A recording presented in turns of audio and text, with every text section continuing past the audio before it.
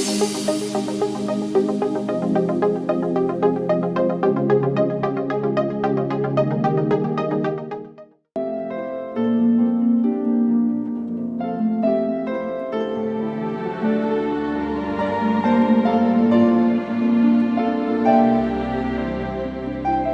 the last of the series of seminars for the day.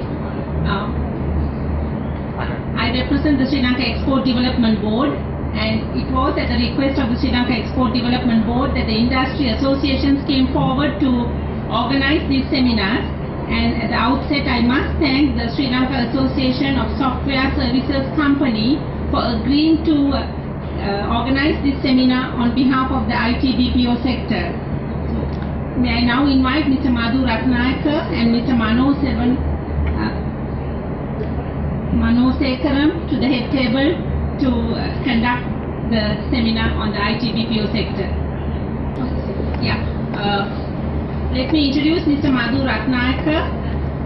Mr. Ratnayaka is the Senior Vice President and General Manager of Sri Lanka at Virtusa, responsible for global IT, quality and Sri Lanka operations. He leads Virtusa's social business initiative and development of Virtusa's global delivery methodology. In addition, he is also the co-founder and chairman of SLASSCOM, the association responsible for the IT BPO sector in Sri Lanka, and also the chairman of Sarvodaya Fusion, the ICT 4D arm of Sarvodaya, and co-chairman of the National Council on ICT and Space Technology for COSTI. He is also a member of the advisory committee of the Sri Lanka Export Development Board. And Mr.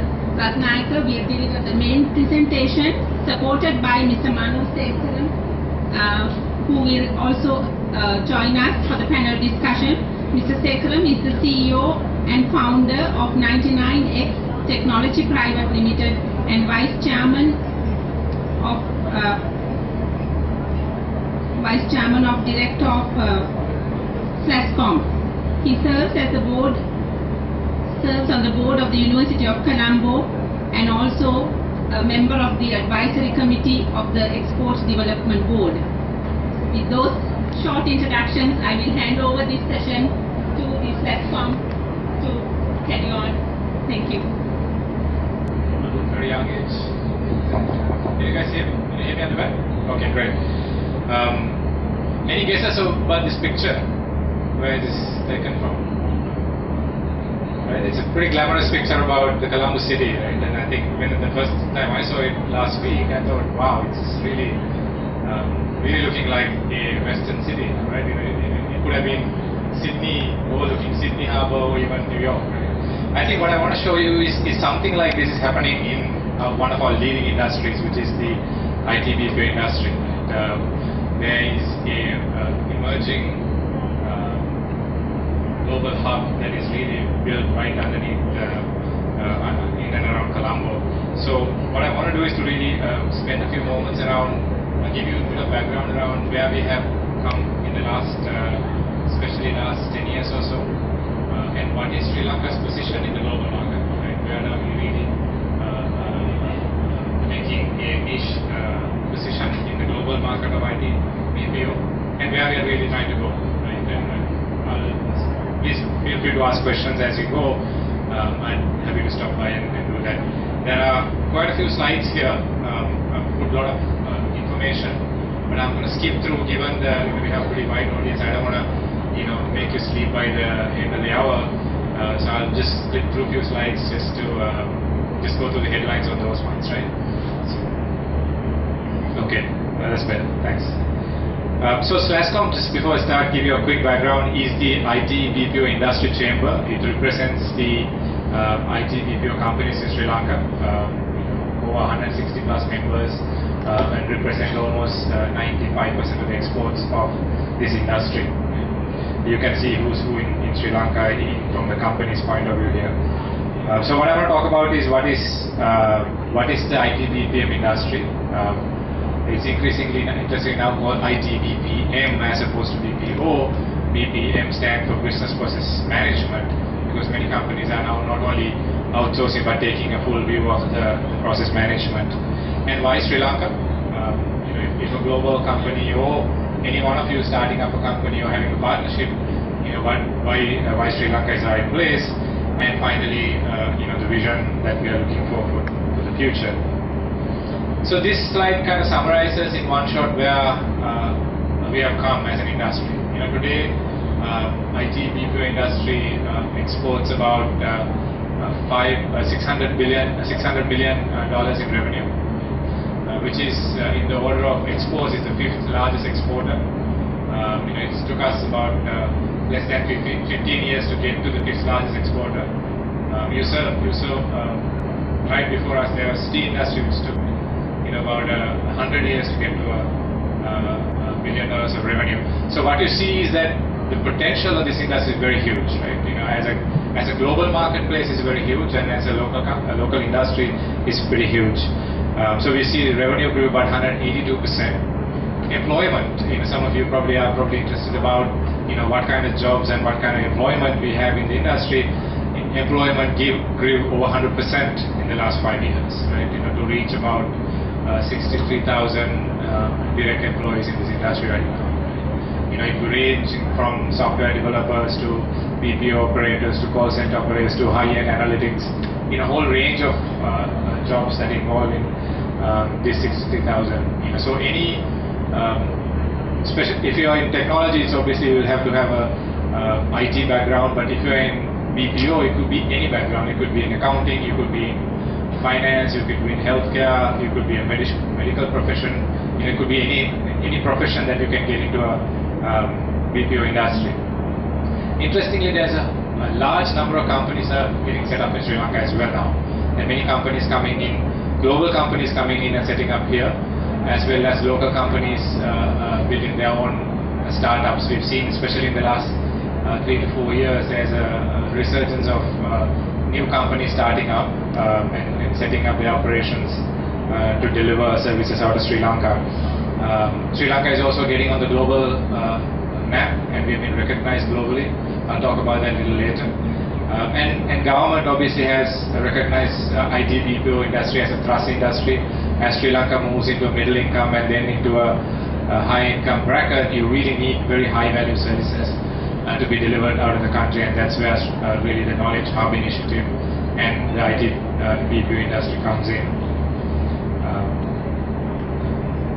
So what's driving this growth, right? If you think about what is really enabling this 182% growth or get to the 5th largest exporter in less than 10 years, a few things. I think one is around people and skill availability.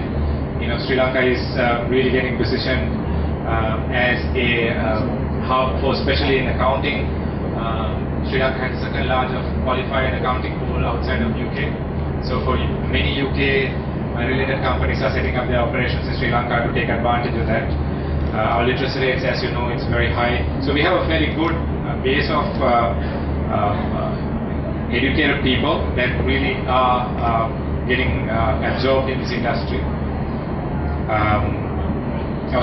Obviously our secondary education and tertiary education is very strong, and the quality, while the numbers has not been that big, the quality has been extremely good, and many of the top 5% of the Sri Lankan school leaving population get into technology. This is really what's driving us to be able to go upstream. If you look at university entrance, the top 5% of the students pick technology as one of their main choices. And you can also see workforce is growing rapidly. As I said earlier, it grew 100% and it's growing 25% year on year. So for people who are looking into getting into jobs in this industry, it's a phenomenal time. There's jobs getting created at a rate of 25% year on year growth. And these jobs are not only in Sri Lanka. Some of these jobs are very global. People will go out and come back, and there's a whole global ecosystem. When you have a qualification in IT or BPO, you essentially have a global qualification, right? Essentially a passport for most of the countries, developed countries. We have very high quality talent base. Interesting fact around Google. Google does this competition called Google Summer of Code, they invite universities from all over the world to come up with ideas and innovations in their summer program at which they would fund. And Sri Lanka, the Morato University in particular, has been being the #1 university for Google Summer of Code in the last 7 consecutive years. They really showcase the talent and the quality of talent. This is a global competition, by the way, right? Any universities from starting from US, UK, India, every other part of the world is involved in that. And we also see a large number of foreign partnerships and foreign universities starting up in Sri Lanka, creating that opportunity for Sri Lanka to become an education hub, as well as creating the opportunities for many more people to get into the industry. In fact, as we speak, the University of Lancashire UCLan is setting up their operation in Sri Lanka. It's the largest UK university set up outside of anywhere in the world. Right? So it's a huge focus that the education industry is putting in setting up in Sri Lanka, especially to serve the Asian region. And as you know, many of the countries around us, the Bangladesh, India, and Nepal, and other countries. Obviously India is much larger, but they have a fairly closed system.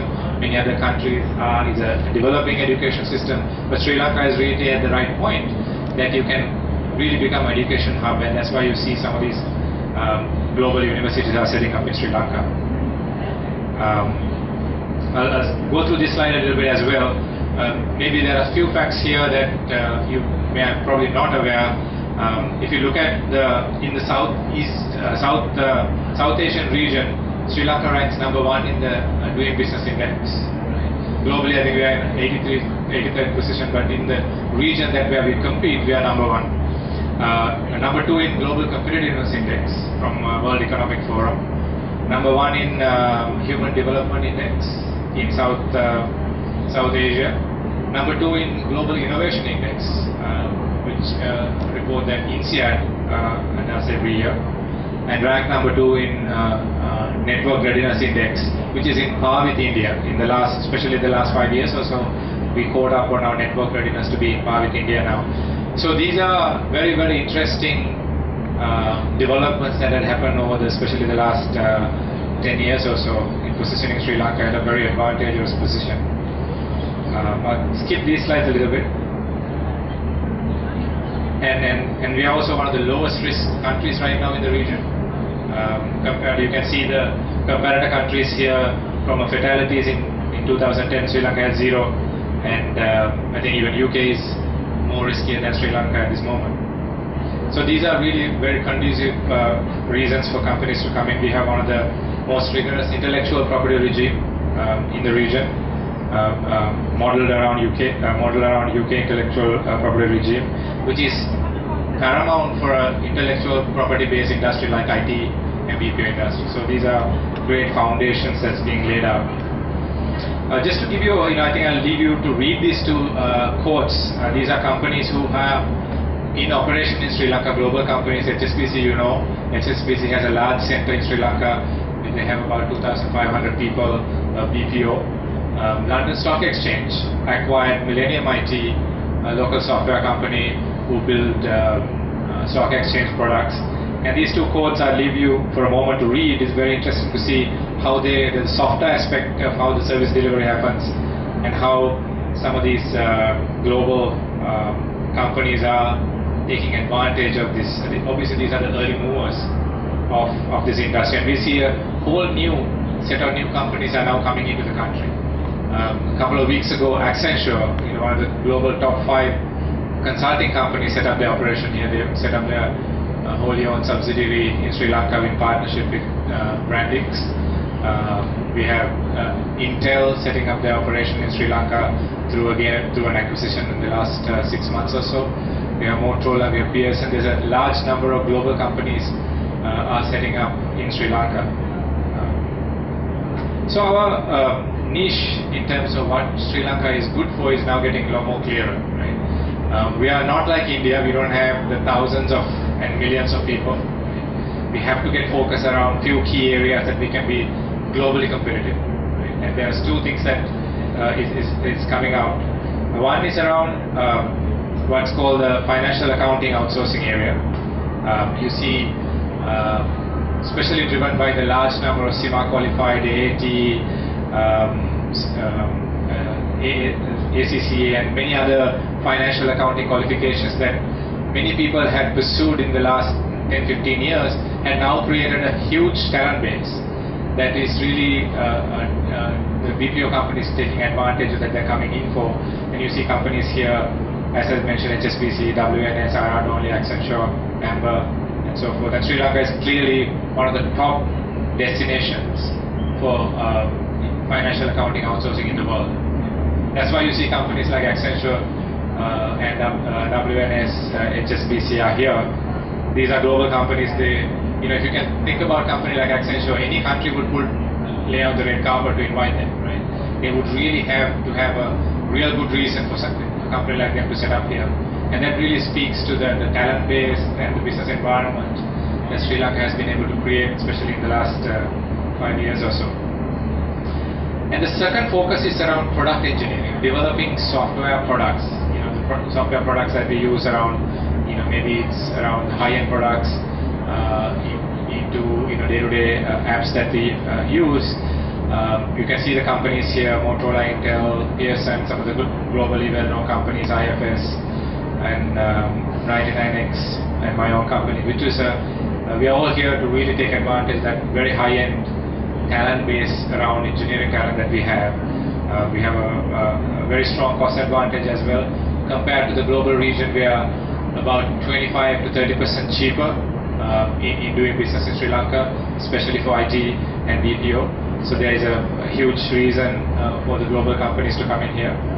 So those two are really niche: product engineering and financial accounting. And just to summarize, so we are building a niche. Sri Lanka is becoming a niche center of excellence around financial services and product engineering, software product engineering, for mid-markets, right? And again, when a company is looking for very large setup, it doesn't work that well in Sri Lanka. But if you're looking for a niche, small setup, 2,000 people or less, it really works extremely well for IT, even a little larger for 5,000, 10,000 for FAO, financial accounting. And we are also focusing on few markets. Instead of really going around the globe for every market, we've really focused on UK as one of the primary markets for us. Australia, we're getting a lot of traction. There's a lot of synergy between Sri Lanka, UK and Australia. We see Japan increasingly is very interested about working with Sri Lanka, predominantly the reasons I mentioned, and the cultural compatibility Sri Lankans have with a country like Japan. And obviously emerging region, India, Pakistan, Bangladesh, and other SAARC countries, and even the emerging African countries. With a strong USP of unique selling proposition of niche talent, low attrition, low operating cost, and our location advantage. So that really sums up what I want to tell you. But in closing, I want to share with you some of the global rankings Sri Lanka is getting. Sri Lanka is really now very clearly getting on the global map. You can see AT Kearney, one of the consulting giant, which analyzes countries and rank countries about their competitiveness for this industry. Sri Lanka is ranked in the top 25. Gartner ranked among the top 30 in the global destination, among the top 9 in the Asia Pacific. IBM ranks us on the 12th position in their ranking. Global Services put Sri Lanka among the top 10. Interestingly, we also won the Outsourcing Destination of the Year award just about a few weeks ago in UK from the National Outsourcing Association of UK. So we are clearly in the UK #1 for outsourcing this year, and we hope that will really drive a new wave of business between UK and Sri Lanka and from other countries as well. So that kind of sums up where we are, and just in closing, I want to share with where we are trying to go, right, as an industry, where we're setting our goals or aspirations, so moonshots as we like to call it. We are trying to get to $5 billion in 2022 in total market size. That will create about 200,000 direct employment. In this industry, for every job that you create there's about another 3.5 jobs get created indirectly. So it's a massive multiplier. These are all very highly paid jobs. These are not low-end jobs, right? These software engineers and the higher-end business leaders, they're one of the highest pays in Sri Lanka. And we are also trying to create a ecosystem of 1,000 startups. So this is not an industry which is going to be led by 1 or 2 companies. Unlike some of the other larger industries that we have in Sri Lanka, this will be created by a large number of companies getting involved and large number of entrepreneurs coming together, take advantage of the global opportunities that we ahead of us. So with that, let me wrap up and open up for questions with the panel. We are obviously very delighted to be here to share with you what the opportunities that ahead of us and to discuss obviously your questions and thoughts. So thank you. Thank you, Madhu. My name is Imran. I'm stepping in for Giovanni. I think she's gone out for a second. So what we'll do is we'll take some questions from you. If you can just raise an arm, and we'll allow you the opportunity. We don't have. I don't think we have FM mic, so we'll have to be a bit more louder than usual. Do we have any questions from the audience? Okay. So typical Sri Lanka, everybody's afraid to put that. Arm up first. What I'll do is I will ask first question. Oh, there's a gentleman. Very good. Let me repeat the question so that everybody can hear. The gentleman's asking, the question is, what is the services that SLASSCOM provide for startup companies? Manu, you want to take a... Yeah, I think it's a very important question. First, let me say that we want to launch 1,000 startups, right? And in order to do that, you need to have an ecosystem. But if you have seen in the last few years, the amount of competition we have run in order to bring these startups to the limelight. So we have Motorola running the inter-university competition on mobile. And then we have the chambers doing Spark IT. So all these guys with good ideas, we get them initially into a competitive forum. We train them to pitch, right, and get investors to match, right. And then we also with MIT in US, we ran the first program with University of Moratuwa, doing a 6-7 week course on getting the skills up of an entrepreneur, right. So we have built substantial ecosystem, and today we have an angel network who are first-time investors who would make the matching happen, and the mentorship, right? So I think as an industry, these are things already what we have done, right? So any young guy with a very good idea, right? Because you have to understand this industry is being led. If you look really at almost 70% of our companies are indigenous, including Virtusa, right? They're Sri Lankans who have gone abroad, come back and built companies, right? So I think we believe our industry does not belong to big conglomerates. These are individuals who have taken, you used entrepreneurship and built the companies. And then this is what I think, what Madhu said, right? We want to launch these 1,000 companies. It won't be dominated by 2-3 big players. And I think there is enough room for every young person to aspire to become a big company in Sri Lanka. I hope I answered your question. My name is Jagat Peris. I am not from the BPM industry. I am a manufacturer by industry profession. My question is this. IT, I can understand there are software packages that our engineers can develop. But when it comes to financial services, I wonder what the inputs and what is the output that the customers are looking for. So financial services is an interesting industry. In fact, it's one of the largest outsourcing globally, what they do, right? So it starts from at the very low end in terms of doing financial processes like, account opening, for example, right?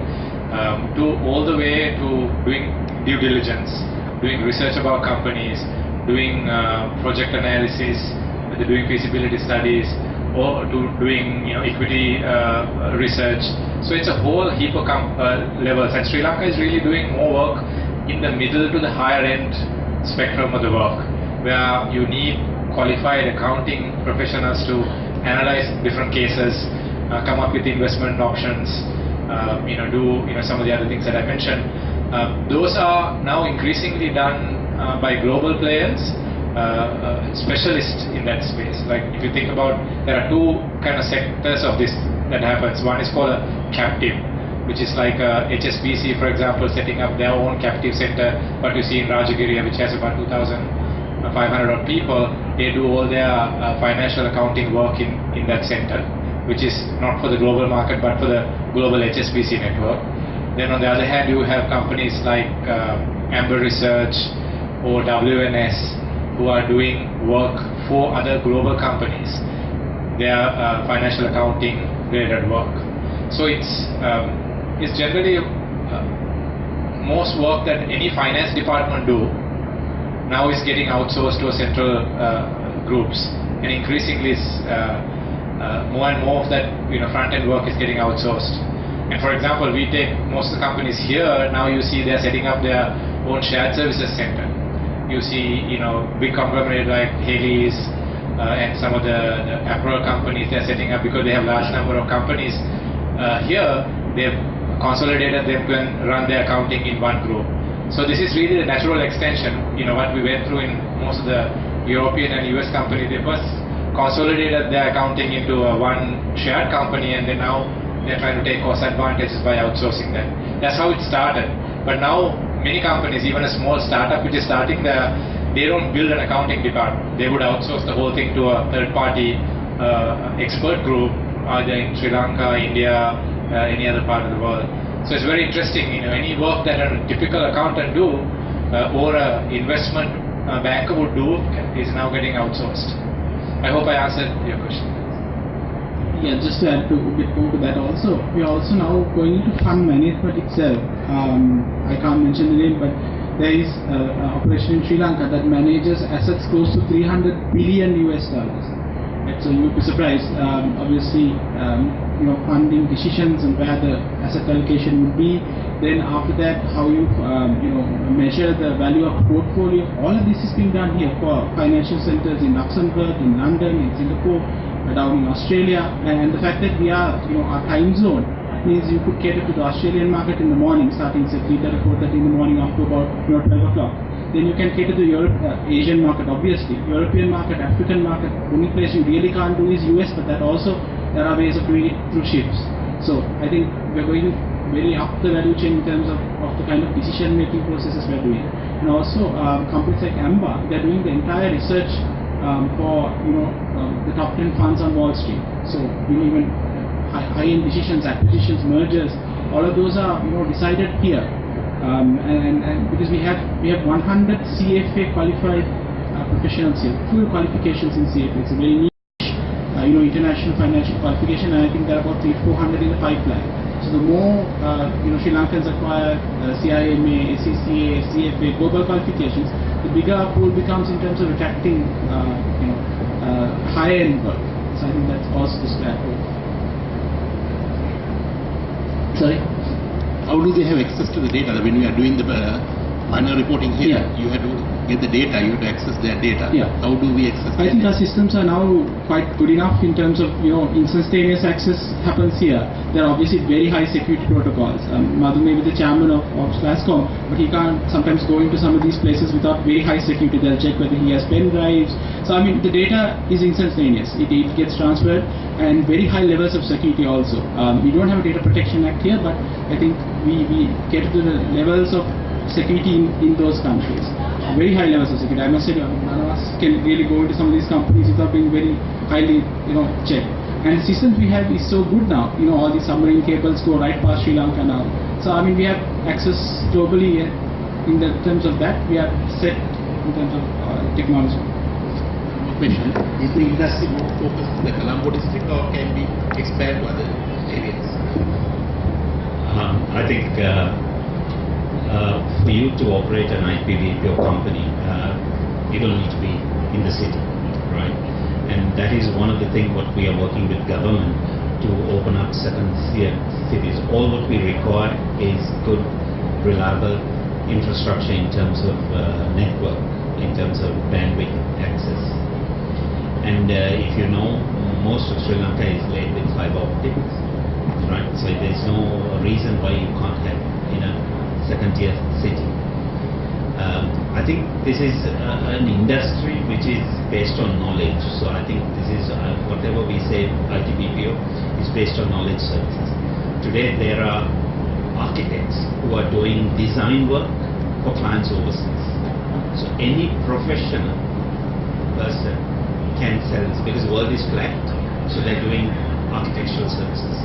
I want to add there are people who are doing legal services. Our lawyers are doing legal services and medical. So this is an industry which has a global reach. All what we require for this industry is three most important things. An educated, skillful labor force. We need to have good infrastructure, right? And ability to serve global customers, right? I mean, if you have those three ingredients, right, I think the world of opportunity. Because if you look at Sri Lanka, if you look at Sri Lanka, the acceptance of our professionals, whether it be doctors, lawyers, or accountants, worldwide is well established. So we have a very high acceptance rate of our professionals internationally. So all what these professionals are doing is they're sitting at home and doing jobs internationally. I mean, you know, if you take that equation, then the opportunity is endless. I'm in Japan.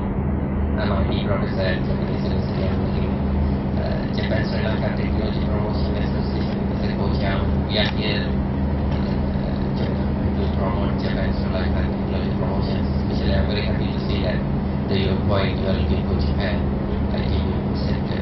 And also, we are working with the mutual survey with the JICA and other associations in Japan. I request the US Association to help us to join with us to coordinate with what we are looking for. This type of information is very hard for the Japanese to get the real information. So, shall we do a joint survey kind of partnership activities to conduct the opportunities in Japan in SLASSCOM, or what? Yeah, no, absolutely. I think we are very keen also to strengthen our partnership with Japan. Increasingly, we've seen, especially in the last year or so, we've seen many Japanese companies, some of the large Japanese companies coming here, doing their due diligence and trying to understand the Japanese market, Sri Lankan market. And there are, through JICA and other various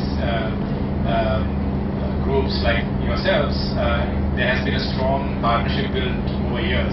In fact, apparently I've heard that if you know Sinhalese, you learn Japanese also fairly quickly, right? And there is a quite resemblance in the languages.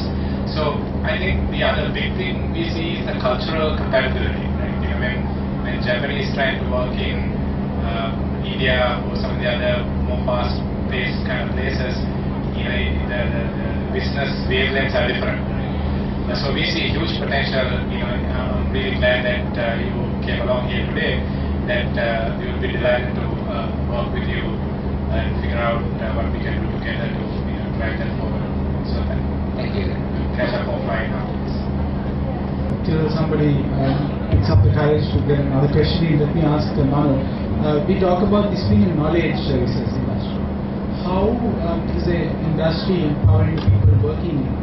Because obviously knowledge workers are not like traditional workers. They like to be innovative. They like to a lot of flexibility in kind of work they do, empowerment, all that kind of thing. Do you think our industry is on par with the rest of the world in terms of providing that level of attractiveness for keep knowledge workers here and get them most out of it? Okay, one fundamental difference about the knowledge industries, the entire management style, how you manage knowledge workers is different from manufacturing or the other service industry. We have a history of a command and control management system, but with knowledge workers it is very, it's different, right? You have to empower, right? And it's a different way of knowledge. So there is a fundamental shift the way we manage knowledge workers, right? Because the knowledge workers are very creative. You have to create an environment that they are where you have the freedom to express, challenge things. It is not trying to have to have conformity, because the ideas come when you challenge things, and the ideas come when they learn and adapt. So they have to be very agile and highly decentralized. So I think that is a fundamental change. Second, government have been very supportive, right, in terms of the export, encouraging universities, right, building the ecosystem. So I think there is absolutely fantastic opportunity for someone who wants to get into the industry as an investor or as a worker. Right? Things have changed, and the amount of exposure you get to become a global citizen is much higher. Right? So I think the industry is very attractive for people to be in this industry and enjoy a very nice lifestyle. The one other thing I want to mention, though the export industry is very vibrant, the amount of ICT has gone down to the rural areas is also very significant. I'm going to show you the readiness index. So I think we are an industry, we are conscious of the fact we have to ensure that the digital dividends goes right around the country, right? And if you look at what ICT has done in terms of building almost 600 nanocells, right? Because we truly believe, Madhu will agree with me, 90% of our workers come from rural Sri Lanka. So it is not a Colombo-based centric, it is our best talent come from rural Sri Lanka. Right? They go to the best university. So I think it is so important that we develop this. It's not even centric. The rural community is involved, and this is where really our talent is. So I think there is a very good balance. On one hand, the e-governance has really paid big dividends, and that is really fueling the export. So it is a very interdependent, the ecosystem for us is so important.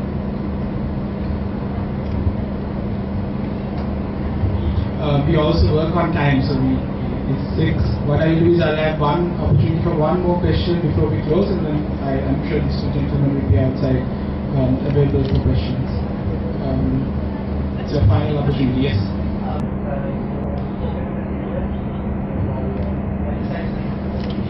A couple of reasons. One is obviously we have a long-standing relationship. There's a lot more diaspora in UK, and if you think about it, the last 10 years or so, I mean, during the conflict time, many of the companies who started are from people who are being out there, who knew about the country. Right? Largely diaspora driven.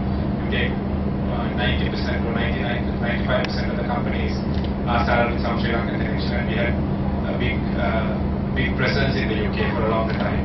And they are at the senior positions now in their companies and being able to relate. That's one of the reasons that they build up. The other thing is obviously the distance. You can get on a flight and get here much easier compared to get from US. But we see companies are, the countries I show you there are the countries that we are focused as an industry to focus. It doesn't mean that we are not focused on United States. For example, our own company, Vituza, we have a huge presence in the United States, and there are many other companies. So Sri Lanka do a lot of work with the United States. As a country, when we are trying to position and focus and drive, we want to pick few niche countries that we can get the biggest return on the investment. So that's why we chose Australia, UK, emerging region, and Japan, and that could change in the next few years. But those are what we are currently focusing on. But it doesn't mean that we are not working in any other country. There's a lot of other countries that we do work. Sorry. I think to conclude today's session, let me invite Mr. Sekar, who is also the chairman of the IT BPO Advisory Committee of the EDB, to say a few words. Okay, first of all, I'd like to thank the audience here. Thank you for your presence. And I also like to take this opportunity to thank EDB. EDB has been with us this journey, I think, over the last decade. They have helped us. EDB has been instrumental of opening a lot of markets for us. It's very phenomenal support EDB has provided right throughout the industry. There is an advisory committee which I chair, and we have had consistent support from EDB, and I'd like to, on behalf of SLASSCOM, I'd like to thank EDB for their support. Thank you so much, ladies and gentlemen, and also to our two panelists. I think they'll be outside provided to answer any of your specific questions. Enjoy the rest of the exhibition. Our stall is in section Hall C, and if you want to know more information about SLASSCOM, there are a lot of the reports on our website www.slasscom.lk. Also, if you want to know a specific question, drop us a query, corpoffice@slasscom.lk. So thank you so much, and have a nice